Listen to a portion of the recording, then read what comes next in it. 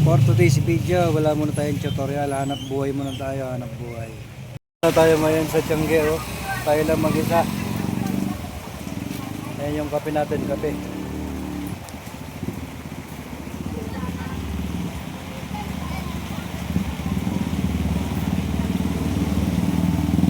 Yan, oh, kahit paano may mga namimili naman dito eh.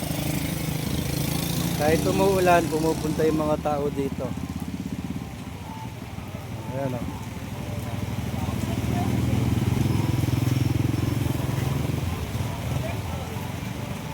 Kape. Bili na, sir.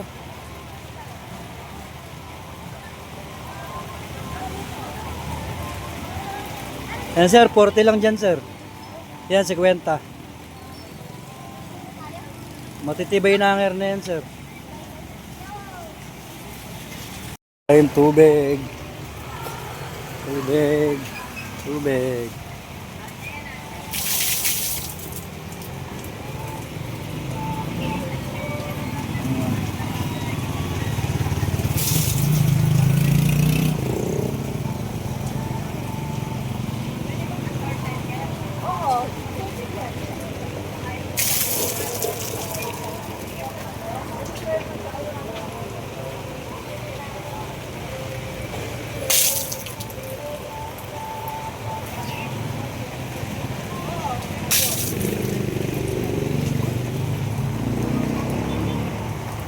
Yan.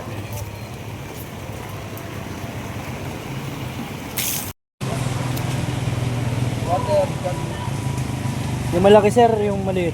Ay, yung maliit malaki. 350. 220.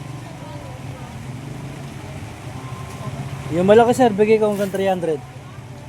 Ito 200.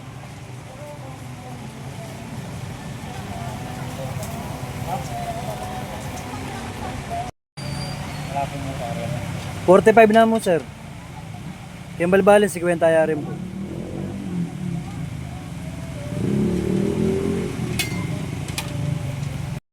Ayun, bumili na ka sa sasakyan, no? Thank you po. Diba kahit paano meron tayo na pala sa Tiangge. Sa pagtitinda sa Tiangge, may mapapala tayo basta masipag ka lang. Kahit umuulan, kailangan magtinda eh. Hindi magtitinda, wala.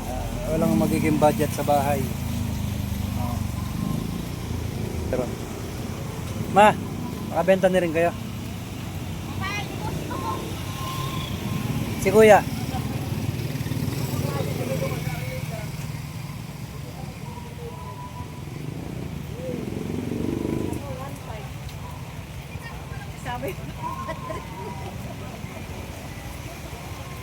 Maaga pa naman, makakarami pa niyan.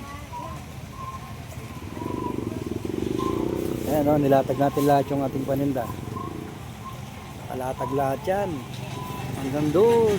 Pati yung mga batsa-batsa natin. Kaya mga pangmalakasang kolong-kolong namin nakasama sa hanap buhay. Ayan, no? Diba? Ganun lang talaga sa sa Tiangge. Kailangan matyaga.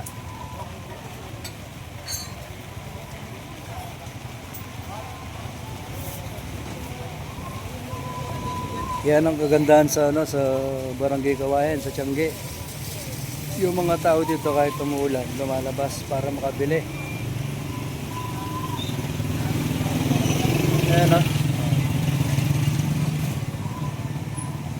Hindi lang ako makalibot dito kasi mag-isa lang ako eh. Pero marami rin namimili dito. Ayun lang mga idol, thank you for watching. Ingat po kayo lahat kung maulan man sa inyong lugar.